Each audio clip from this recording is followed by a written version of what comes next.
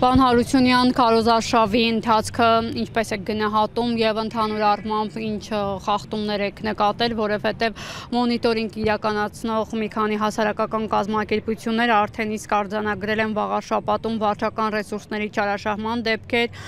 նաեւ կա իրավապահների անհամաչափ գործողությունների վտանգ։ Սրանց վերաբերյալ ինչ մեկնաբանություններ ունեք։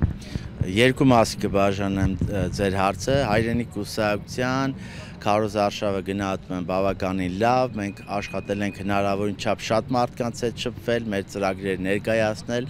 այդ շփումների ընթացքում բնականաբար լսել ենք բազմաթիվ ուրեմն հարցադրումներ, տվել ենք դրանց պատասխանները, լսել ենք բազմաթիվ մտահոգություններ, տեսել ենք վախի ուրեմն մեծ չափաբաժին մարդկանց մեջ։ Դա ինչով է պայմանավորված եղել, բնականաբար այս իշխանության գործունեությամբ։ Գիտեք, այն տեղերը, որտեղ շատ ավելի փոքրաթիվ բնակչություն է եղել, շատ ավելի ազատ են շփվել մարդիկ, իսկ որտեղ մեծ շենքերի բակերում որոշակի կաշկանդվածություն կար։ Չեմ խոսում բիզնեսմենների մասին, ովքեր տարբեր խողովակներով ուղիղ մեզ փոխանցել են իրենց դիրքորոշումը, ասել են, որ մտահոգություններ ունեն, որ իրենց կարող է հարկայինը, չգիտեմ, տուգանի ուժային կառույցները գնան իրենց հետևից, ընդ որում նույնիսկ փոքր կրպակատերեր, խանութի տերեր, մեր խոշոր բիզնեսի մասին չի էլի խոսքը։ Վերջացած պլակատների խնդրով, ամեն օր տեսնում ենք իշխող կուսակցության պլակատները, ոնց կպցրել են, տենց մնացել են, ամեն օր։ Հայրենիք կուսակցության, Խաչիկ Մանուկյանի համար 8-ի պլակատները մենք բազմաթիվ ուրեմն տեղերում տեսնում ենք, որ պոկել են։ Սա խոսում է իշխանության վախերի մասին, որտեղ իրենք գիտեն ինչպիսի վարկանիշ ունի մեր տեխնացուն, մեր կուսակցությունը ամեն բան արել են ուրեմն խոչընդոտելու։ Ինչի եմ համարում սա արել է իշխանությունը։ Եթե նույնիսկ որևէ ընդդիմադիր ուժի համակիր է արել, իշխանությունը չի պատժել։ Ես դա էի ուզում հարցնել, գուցե իշխանությունը չէ, այլ հակառակ թիմից է կամ միանգամից պատասխանում եմ ձեր հարցին։ Իշխանությունը պատասխանատու է երկրում տեղի ունեցող գործընթացների համար։ Երբ որ դա լինում է 1 դեպք, 2 դեպք, էլի կարող ես ասել չի ստացվել բացահայտվել, բայց երբ որ դու տանում պլակատները կպցնում ես, դու առավոտյան այդ տարածքով անցնում ես, տեսնում ես չկա, հետո գնում ես մի գյուղ, ընդ որում ասեմ ձեզ ոստիկանության ներկայացուցիչ է ուղեկցում այդ քարոզարշավների ընթացքում, իրենք էլ են դա տեսել, ու հետո գալիս տեսնում ես չկա, նշանակում է իշխանությունը բավարար քայլեր չի ձեռնարկում կամ իրենց ձեռնտու է անգործության են մատնում, մտածված, որպեսզի ուրեմն չունենաս այդ հնարավորությունը։ Մասնավորապես նշեցիք դժգոհությունների վերաբերյալ քաղաքի խնդիրների, դուք ինչ ծրագիր ունեք, ինչ եք առաջարկում։ Տեսեք, երբ որ շատերը գալիս են Էջմիածին, գնում են եկեղեցիներ, տեսնում են այս գլխավոր ճանապարհ, այս վիճակը, որը որ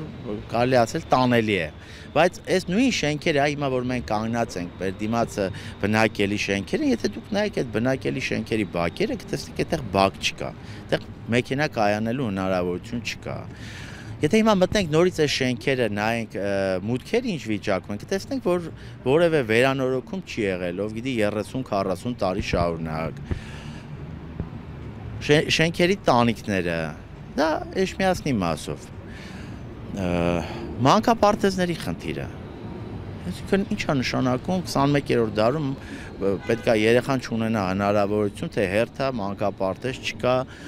որ գնա մանկապարտեզներ, գյուղական բնակավայրեր, բազմաթիվ խնդիրներ։ Իշխանությունը ընդհանուր առմամբ իրականացնում է 500 դպրոցի եւ 300 մանկապարտեզի վերանորոգման աշխատանքներ, եթե թվերը ճիշտ մեծ բերեցի։ Գիտեք ինչ, այդ թվերը հայտարարություններ են, բայց փաստացի այդ աշխատանքները չի իրականացվում։ Դա գաղտնիք չի։ Դա աշխատանքները եթե իրականացվում են ուշացումներով։ Մենք ինչ ենք ասում։ Մենք ոչ միայն արձանագրում ենք այս վիճակը, ինչ ենք մասնակցում ընտրություններին, որովհետեւ իրավիճակը փոխենք։ Մենք ասում ենք, չի լինելու մեկ երեխա, որը զրկված կլինի մանկապարտեզ հաճախելու հնարավորությունից։ Չի լինելու մեկ շենք, որի մուտքը վերանորոգած չի լինելու, որի տանիքը փոխած չի լինելու։ Դրանք շատ հասանելի բյուջեով հնարավոր աշխատանքներ են, որը կարող ենք անել։ Ես պնդում եմ, որ չի եղել բավարար ցանկություն համայնքային իշխանությունների կողմից, որպեսզի այդ խնդիրները լուծվեն։ Այդ հնարավորությունները իրականում կա, ցանկությունը չի եղել անելու։ Մենք այդ խնդիրը լուծելու ենք։ Գյուղական բնակավայրերի մասով, ինչով է տարբերվում մեր ծրագիրը բոլոր մասնակից ուժերի ծրագրերից։ Մենք ասում ենք ամեն մի գյուղ պետք է ունենա իր գյուղատնտեսը, որը վճարվելու է համայնքային բյուջեից, ով գնալու է գյուղատնտեսը յուրաքանչյուր գյուղացու դուռ ասելու է, եկել եմ ձեզ օգնեմ, ոնց ճիշտ մշակեք ուրեմն ձեր բերքը։ Մենք դուրս են գալիս տասնամյակներ շարունակ համայնքային, այս իշխանությունների տրամաբանությունից բոլոր համայնքների, որը եղել է համայնքապետը պետք է կամ ասֆալտ անի կամ չգիտեմ մի երկու շինարարական աշխատանքներ ան։ Մենք այդ տրամաբանությունից ավելի վեր ենք կանգնում, մենք ասում ենք շատ պարզ բան։ Համայնքապետը պետք է զբաղվի, որպեսզի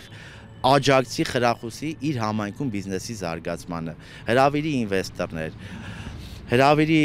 կազմակերպությունների, ովքեր կարողանան ուրեմն գյուղացուց բերքը առնեն, տանեն, ուրեմն արտահանեն, դուրսը ծախեն։ Ի վերջո համայնքապետը մենակ ասֆալտ ու ներկ անելու համար չի։ Համայնքապետը պետք է զբաղվի, որպեսզի համայնքը զարգանա։ Իսկ այդ զարգացումը ենթադրում է գնալ բիզնեսմենի դուռը, գնալ բարեգործի դուռը, գնալ վերջապես քաղաքացու դուռը։ Եվ շանսերը ինչպես է գնահատում 50+ մենք ձայն կհավաքեք, թե ոչ։ Գիտեք ինչ, մի քանի օրից ընտրությունները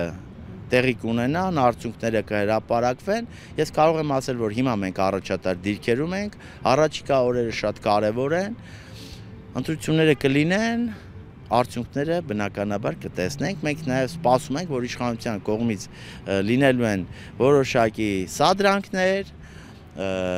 քանի որ իրենք արդեն ֆիքսել են, որ չեն կարողանում վերցնել համայնքային իշխանությունը, գնալու են հին ճանապարհով։ Ձեզ եմ շնորհակալ։